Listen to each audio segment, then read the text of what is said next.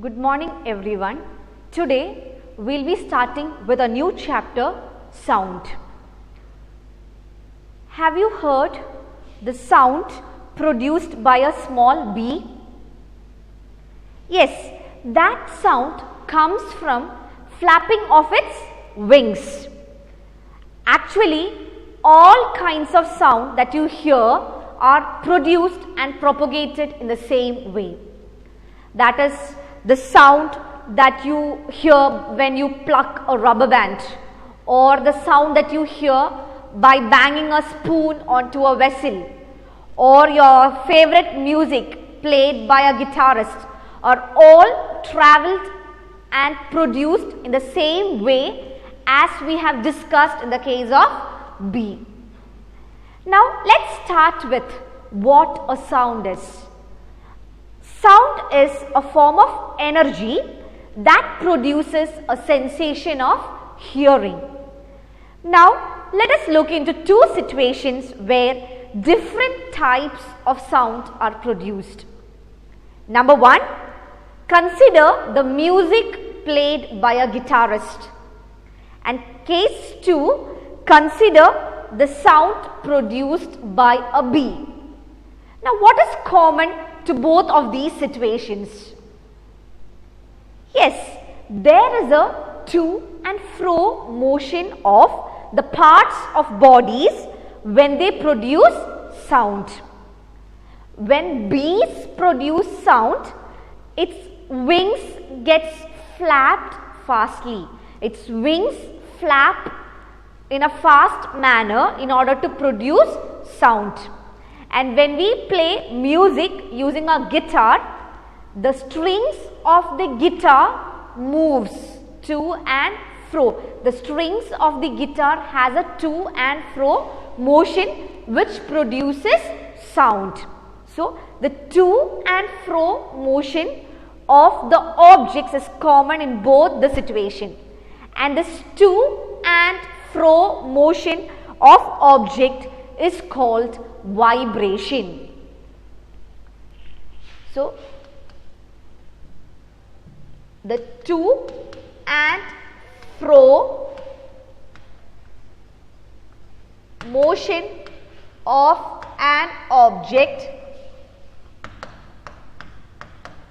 is called vibration, and it is this vibration that produces sound.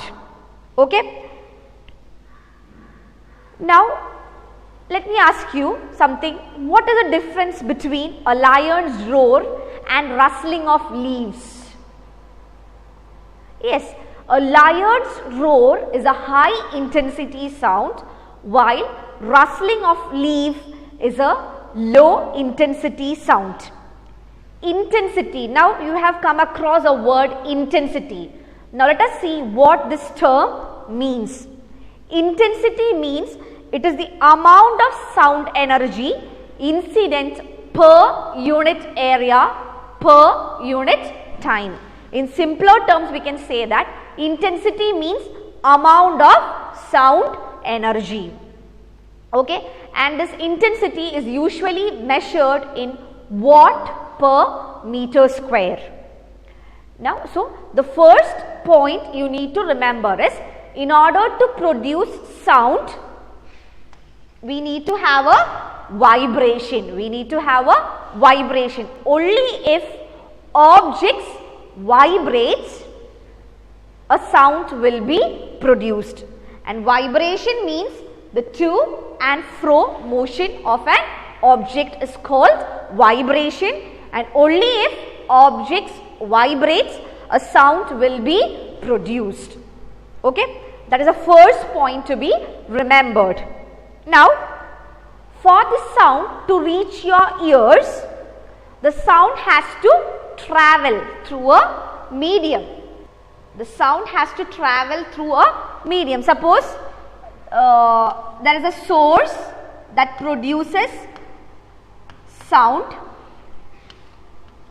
and this is the listener. Suppose if the source is a rubber band, the source is a plucked rubber band. If we pluck a rubber band, the rubber band will vibrate, which in turn produces sound. So, the sound that is produced from the source should travel through a medium,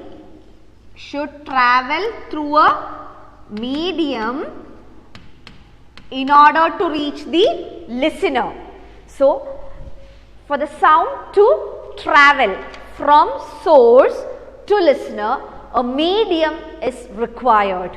So, sound needs a medium to travel, and medium means it can be any matter through which the sound is transmitted. A medium can be a liquid, a solid or a gas. Only thing is, sound needs a medium to travel. The medium can be any matter like solid, liquid or gas. To understand this further, let us consider an experiment. The experiment is called bell jar experiment. For that, take a jar. Insert a electric bell into the jar and close it using a cork. We have a jar, a bell is inserted into the jar and the jar is closed using a cork. Now, this jar is also attached to a vacuum pump. Okay. So, the main parts are a jar, a electric bell, the jar is closed using a cork and the jar is also connected to a vacuum pump. Now, switch on the bell. Okay. So, now inside the jar we have air. Now, switch on the bell starts ringing and we will be hearing the sound. Now, using this vacuum pump, slowly evacuate the air which is present inside the jar. Now, as we evacuate the air from the jar, we can observe that the sound that was heard earlier when we ring the electric bell becomes feeble. As we evacuate air from the jar, the sound becomes feeble, and you continue evacuating it using this vacuum pump, and finally all the air inside the jar is evacuated. That is, the jar contains no air, it is vacuum. Now, switch on the electric bell and ring the bell. We won't be able to hear the sound of the bell because no air is present inside the jar. It is evacuated, it is vacuum now. Since there is no air present in the jar, the sound produced by the bell does not have a medium now. So, the sound will not be able to travel and reach our ears. So, hence, we will not be able to hear the sound of electric bell. So, initially there was air inside the jar, then we were able to hear the sound of the bell. But when the whole air was evacuated using this vacuum pump, which in turn created a vacuum inside the jar, we will not be able to hear the sound of electric bell because there is no air or there is no medium inside the jar, and the sound will not travel without a medium, which proves, and this experiment proves that sound requires a medium to travel from a source to listener. For the sound to reach listener from a source, it needs a medium, and medium can be anything. It can be solid, liquid or gas. Okay. So, that is the second point to be remembered. Now, the third point, coming to the third point is how this sound will travel through a medium. Let us see how sound travels through a medium. For that, take a rubber band. Take a rubber band and pluck it. So, this rubber band, that is a source, have come into state of motion. So, that the source is the rubber band and we have plugged it, and this rubber band is in vibration now. That means the first step is we need to set the source into state of motion. Now, this plucked rubber band which are in motion will in turn makes the air particle in front of it vibrates. That is, suppose we have a rubber band and it is in motion. This rubber band is in motion and there are air particles in front of it. Okay, so the medium in front of the rubber band is air, and this is the listener. Okay, so when we pluck the rubber band will come to vibration, and that vibration produced by the rubber band will produce sound. The sound should travel through this medium which is air and finally will reach the listener. Now let us see how this sound is traveling through this medium. For that, the air particles which are in contact with the rubber band. So when the rubber band vibrates, the air particles which are in contact with the rubber band will start vibrating. Okay? Will start vibrating, and this vibrating air particles will cause the neighboring particles to vibrate, and finally the vibrations will pass from particle to particle and finally reaches the listener. That is how a sound is propagated. So initially the source will start to vibrate, and that vibration will be passed on to the first layer of particles which are in contact with the source.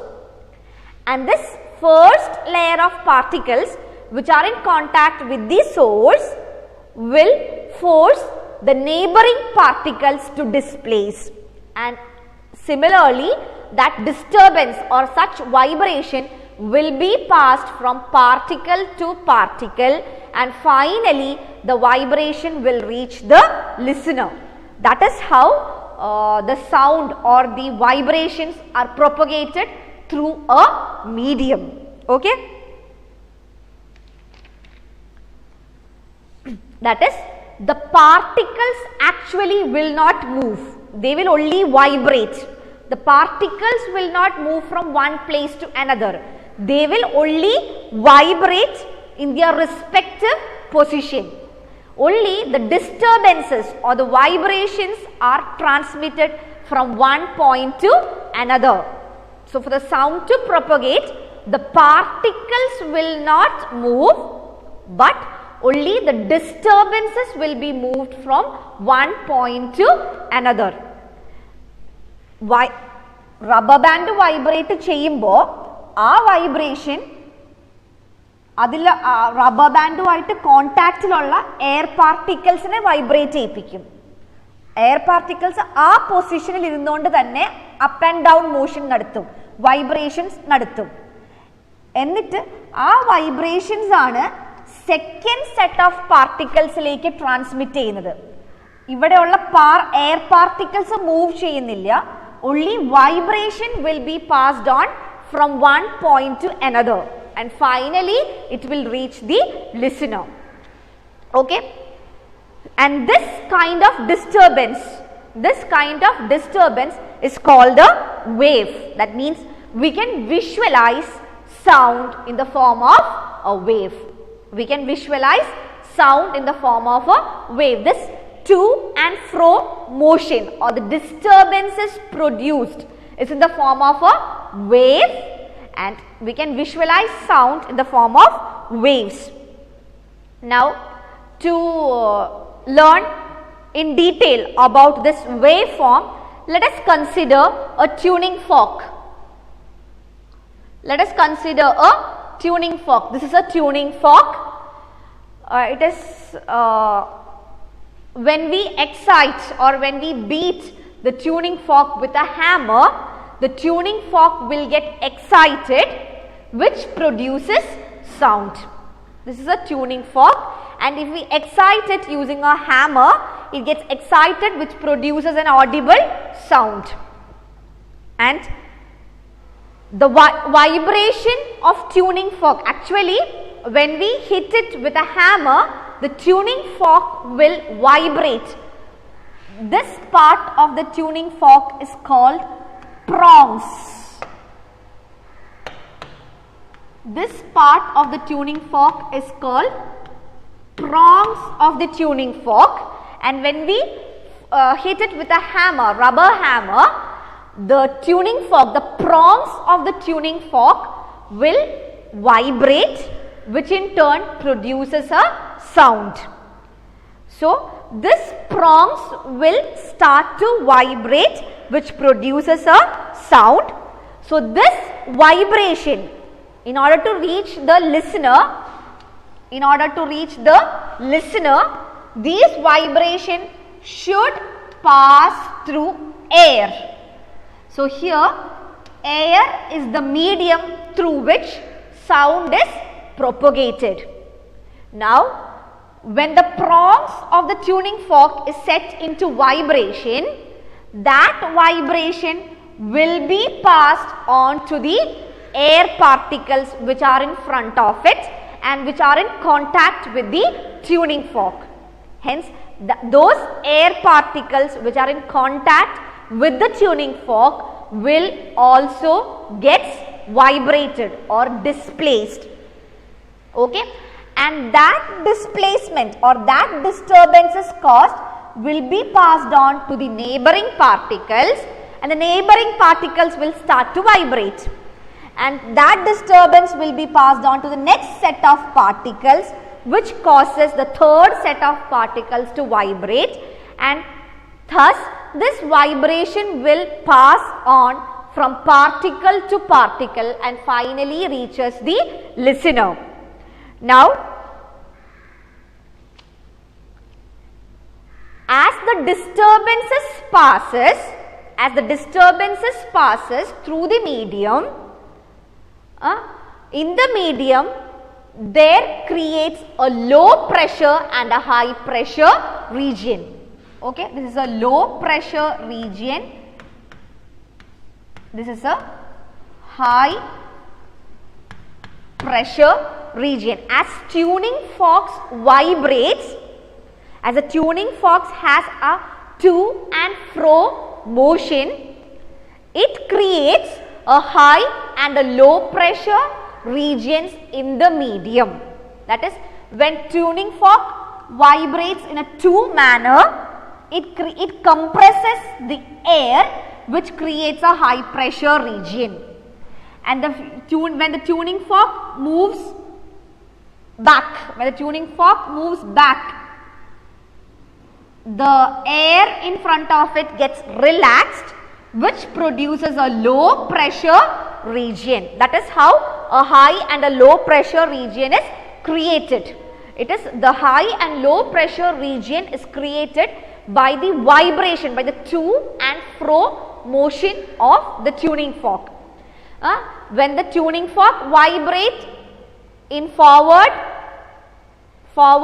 direction, this vibration will compress the air, which creates a high pressure region, and when the tuning fork vibrates in backward direction, when it moves back, it creates the air particles in front of it will be relaxed, which creates a low pressure region. And in this high pressure region, the density of air will be high. Density of air will be high in this high pressure region, and density of air will be low in low pressure region. And this high pressure region is called compression, and the low pressure regions are called rarefactions. The high pressure regions created are called compressions, and the low pressure regions created are called rarefactions. So, by the vibration of the source, a high and a low pressure regions are created in the medium. The high pressure region is called compression, and over there the density of air will be more, and the low pressure region is called rarefaction, and in those region the density of air will be less. That is, a series of compression and rarefaction comprises a sound wave. A sound wave means it consists of a series of compressions and rarefactions. A set of compression, then comes rarefaction, then comes compression, again rarefaction. So, this compression and rarefactions are alternately repeated for the propagation of sound wave from the source to listener. That is how a sound is propagated. So, the 3 points to be remembered from this topic is what is a sound? Sound is just a form of energy. The second point is how the sound is produced. It is produced by means of vibration. Vibration means to and fro motion of an object. So, when the object vibrates, a sound is produced. Now, the third point is how sound is propagated. So, for the propagation of sound, it needs a medium. The medium can be any matter, solid, liquid or gas. Now, the next point is how sound is propagated.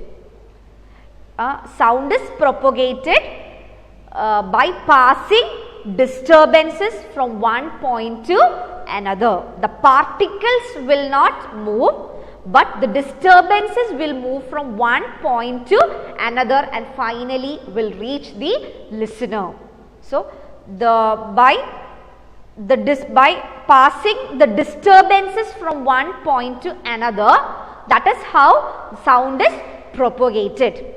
And during this propagation, a high and a low pressure region is created in the medium, and the high pressure region is called compression and the low pressure region is called rarefaction.